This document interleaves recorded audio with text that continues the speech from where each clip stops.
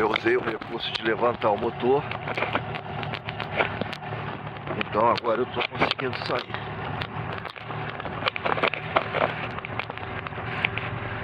É uma posição que a gente levanta o motor e ele continua ainda sendo refrigerado. Isso é importantíssimo, né? Essa posição é bastante daqui.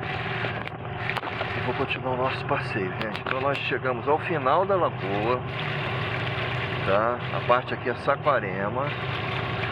E eu vou voltar beirando a outra margem. Eu vim pelo Outeiro, né? Vocês lembram? Eu vim beirando o Outeiro. A partir do momento que eu entrei no Outeiro que eu comecei a filmar, que é uma área que eu não conhecia. Agora eu vou voltar pela margem de Praia Seca. E depois que eu sair daqui, não sei se eu dou uma entradinha lá no bairro onde a Mara mora.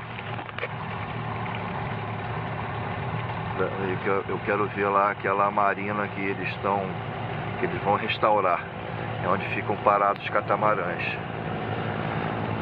Isso eu vou fazer daqui a pouco.